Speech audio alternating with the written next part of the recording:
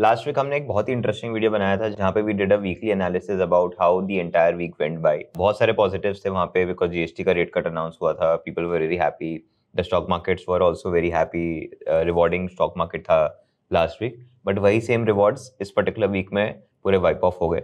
We saw consecutive 4 to 5 days of Nifty and Sensex bleeding, and with this Nifty has again fallen back from its 25,000 level and has come down to around 24,650's level. All right, so to look at the drawdown in Nifty, we saw a very good drawdown happening.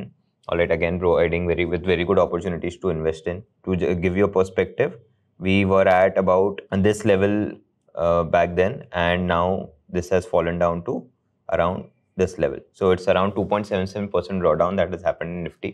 बहुत सारे contributions थे. Majority of the contribution came in through the news, the global news that we have been seeing. All right, so we'll pick up all the news one by one and decode them. We'll pick up all the sectors one by one and try to decode them as well.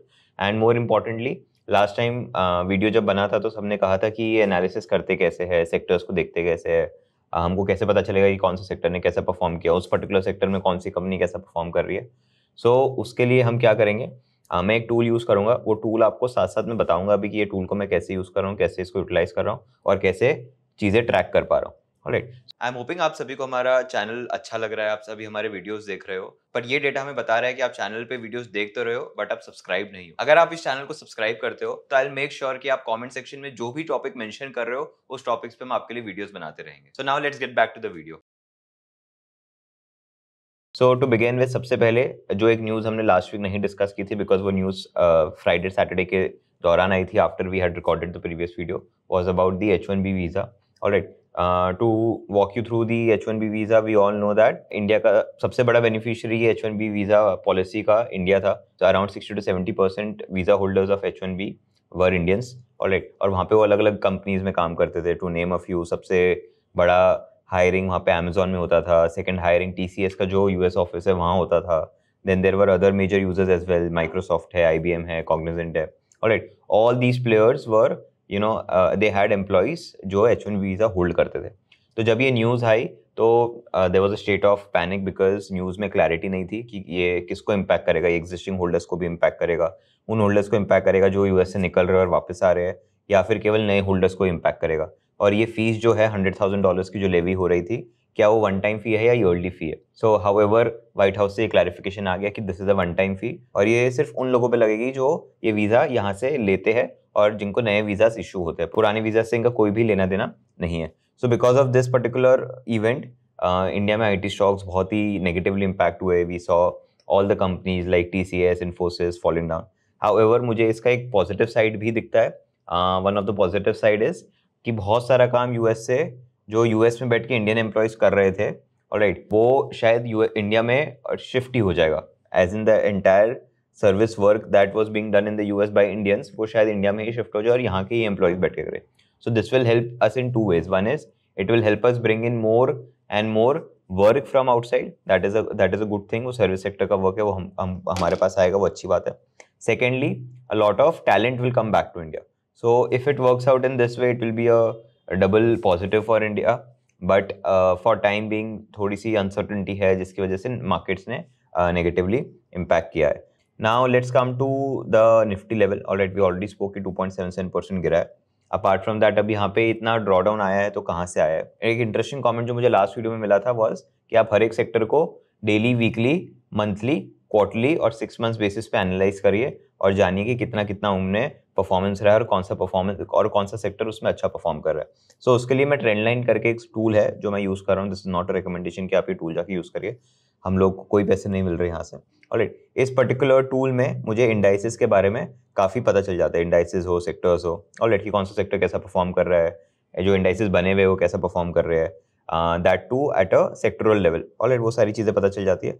So we can get a good insight in terms of कि भाई performance कहाँ से कैसा कैसा आ रहा है। सो अगर मैं सेक्टर में जाऊँ तो यहाँ पे मुझे दिख रहा है कि बहुत सारे ऐसे सेक्टर्स हैं जो हमको डेली बेसिस पे रेड दिख रहे हैं। ऑब्वियसली मैं फ्राइडे 26 सितंबर को ये वीडियो रिकॉर्ड कर रहा हूँ and on a daily basis I am able to see कि सारे ही सेक्टर ने खराब परफॉर्म किया है। ऑलराइट, वीकली में जाता हूँ तो कुछ कुछ सेक्टर्स ऐसे हैं जो अच्छे परफॉर्म किए हैं। कमर्शियल सर्विस का सेक्टर है, यूटिलिटीज का सेक्टर है, बट उनमें भी परफॉर्मेंस 1 या 2% जितना आया है। नेगेटिव परफॉर्मेंस बहुत सारी कंपनीज में आया। ऑलराइट, तो आप ये वाला फीचर यूज कर सकते हो जहाँ पे आप एक बहुत अच्छा कंपैरिजन कर सकते हो ना, weekly, monthly, quarterly, yearly, 3 years, 5 years and 10 years basis. Apart from that, अगर आपको हीट मैप में नहीं देखना हो तो you can simply look at the different sectors here and you can see the performance. So इस पर्टिकुलर सेक्टर में आप देखोगे कि यहाँ पे आपको वीक का चेंज दिख रहा है, आपको डे का चेंज दिख रहा है, आपको मंथ का चेंज दिख रहा है, आपको क्वार्टर का चेंज दिख रहा है, आपको हाफ ईयर का चेंज दिख रहा है, आपको 1 ईयर का चेंज दिख रहा है, 3 ईयर का दिख रहा है, 5 का दिख रहा है, 10 का दिख रहा है। Alright, the reason why I am mentioning this is because what we want at Upsurge is to make sure कि आप खुद से इतने सक्षम हो जाए कि आप वीकली बेसिस पे अपना एनालिसिस कर सके, ना कि हम पे रिलायंट रहे। So that is a broader idea. Now if you want to understand कि भाई मुझे ऊपर से नीचे जानना है कि सबसे अच्छा परफॉर्मेंस किसका है वीकली बेसिस पे, तो आप सिंपली यहाँ पे वीकली चेंज में फ्रॉम टॉप टू बॉटम कर सकते हो। ऑलराइट, सो आपको मिल जाएगा कमर्शियल एंड सर्विस सप्लाईज में पॉजिटिव था, यूटिलिटीज में पॉजिटिव था, metal mining negative, telecom negative, oil and gas negative. Alright, the entire sentiment in the Indian markets had gotten negative जैसे ही वो न्यूज़ आउटब्रेक हुई, और हम देख पा रहे कि वो परफॉर्मेंस में भी दिख रहा है हमको। लाइकवाइज अगर यही सेम चीज़ आप मंथ ऑन मंथ बेसिस पे देखना चाहो तो वहाँ पे भी आपको दिख जाएगा कि fertilisers did very poorly alright in the entire month, और हालांकि काफ़ी रिकवरी हुई थी after the GST part, but फिर भी on month basis have not done a good job. And if you look at it, सबसे अच्छा performance automobile and auto components का है। अगेन ये परफॉर्मेंस क्यों आया है? Because of the GST rate cut. So GST rate cut में काफ़ी सारी गाड़ियाँ पे जिस पे 28% पहले देते थे लोग, उस पर 18 हो गया, एंड काफ़ी सारी ऐसी गाड़ियाँ जिसमें 42, 45, 50% जब चले जाता था उसमें 40 हो गया। सो इसका सबसे बड़ा बेनिफिशियरी मारुति सुजुकी जैसी कंपनियां हैं। अगर आप ऑटोमोबाइल सेक्टर में जाके भी देखेंगे तो आपको दिखेगा कि मारुति सुजुकी में सबसे अच्छा एडवांसमेंट हुआ है। So this is about the sectoral part of it. अब मुझे जानना है कि कौन सी न्यूज़ की वजह से कौन से सेक्टर पे क्या इंपैक्ट आया और कौन सी कंपनी पे वो इंपैक्ट आया।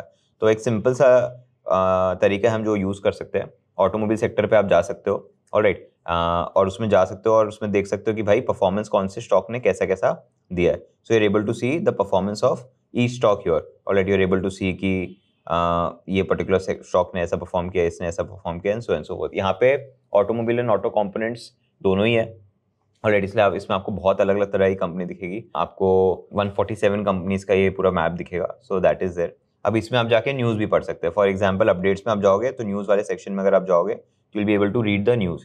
अब the most important part is यहाँ पे आप क्लिक कर सकते हैं कि आपको क्या पढ़ना है, कि आपको कॉर्पोरेट अनाउंसमेंट पढ़ना है, ब्रोकर रिपोर्ट पढ़ना है, अर्निंग्स कॉन कॉल पढ़ना है। Rather than ticking all this we can simply go on news and see कि कैसा है वहाँ पे।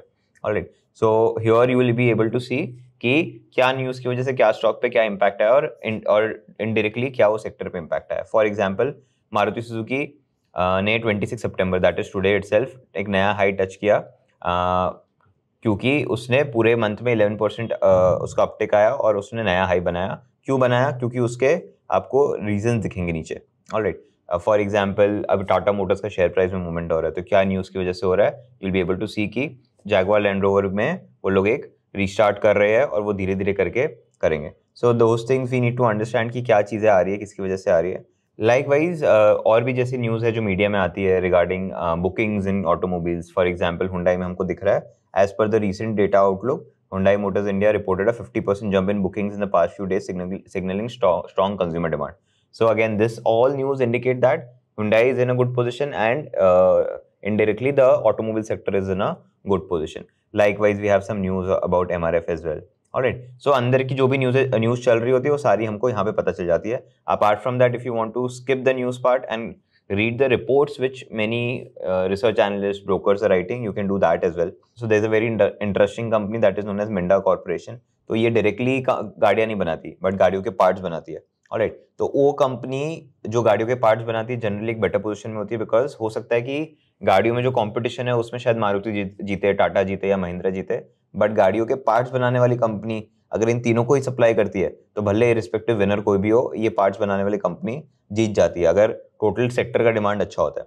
सो इन तरह की कंपनियों को भी आप पढ़ सकते हो। इसलिए ये पूरा जो सेक्टर है जिसमें 147 कंपनी ट्रैक हो रही है, you are able to see all automobile companies as well as the automobile ancillary companies as well. So ये पूरा लिस्ट है जो आप यहाँ पे देख पा रहे हैं। अब जैसे हमने सेक्टर में पूरा चार्ट देखा था, पूरा टेबल देखा था, उसी तरह यहाँ पे आप सेक्टर के अंदर आने के बाद पूरा का पूरा चार्ट और टेबल देख सकते हो कंपनी के रिगार्ड्स में। वहाँ पे हमने सेक्टर के पर्सपेक्टिव से देखा था, यहाँ पे हम कंपनी के पर्सपेक्टिव से देख सकते हैं। अगेन आप ये चार्ट को एनालाइज करके समझ सकते हो कि चीजें कैसे मूव हो रही है। For example quarter high low दिख रहा है कि अभी 27.6% क्वार्टर का लो था और आज जो नंबर है वो 27.6% उससे आगे है। लाइकवाइज एक ईयर का लो हाई भी दिख रहा है कि बहुत ही अच्छा परफॉर्मेंस आया है।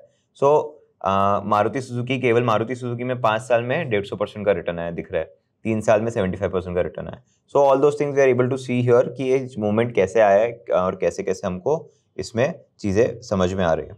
ऑलराइट, लाइकवाइज हीट मैप से आप समझ सकते हो सेम चीज़ जो हमने नीचे समझी, तो आप हीट मैप में भी वो चीज़ समझ सकते हो। And likewise, you can learn it for different sectors as well. Now to go back on the broader picture. So till now we have spoken about different sectors और उन sectors के stocks के बारे में. Now we can also understand about the metal that is shining really well.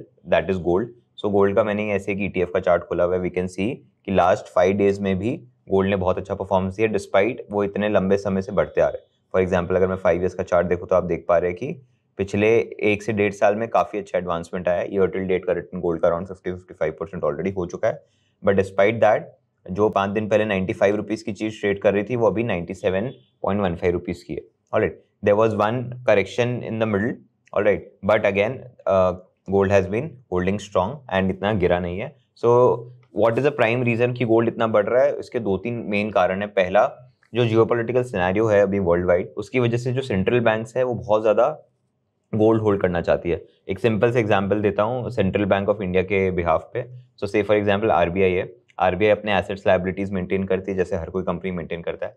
तो RBI 2 तरह के assets maintain करती है. One is gold and the other one is US currency. Alright, that is the US dollar. Now globally जैसे जैसे US dollar पे लोगों का भरोसा थोड़ा कम होता जा रहा है, आरबीआई या फिर कोई भी सेंट्रल बैंक क्या करता है, अपने गोल्ड की पोजीशन एसेट्स में बढ़ा देता है और यूएस डॉलर की पोजीशन अपनी ओवरऑल कम कर देता है. इससे होता क्या है, गोल्ड की डिमांड बढ़ती है मार्केट में.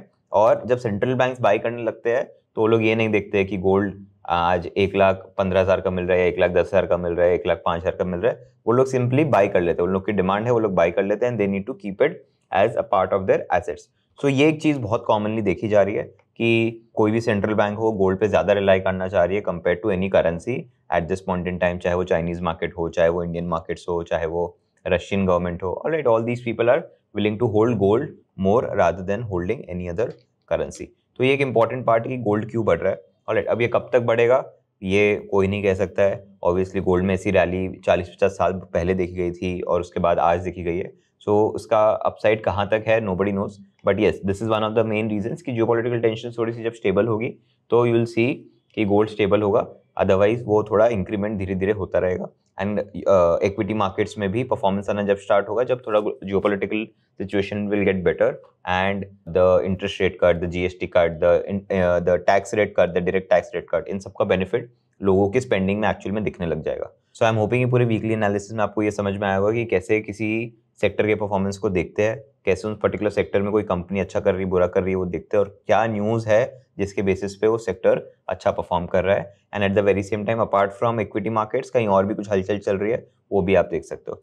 फॉर एग्जाम्पल, एक और इंपॉर्टेंट अपडेट है कि now mutual funds can also invest into REITs. All right, they can allocate I think 10% into REITs, which is something interesting. Now different mutual fund schemes will also be able to park their money in REITs, which is very interesting. जिसके बारे में आप चाहो तो हम in detail discuss कर सकते हैं. आपको comment section में केवल REITs लिखना है. REITs क्या होता है? Real estate investment trust. अगर आपके पास छोटा अमाउंट है फिर भी आपको रियल एस्टेट में इन्वेस्ट करना है, रेगुलरली रेंटल इनकम कमाना है, तो REIT एक बहुत अच्छा प्रोडक्ट है.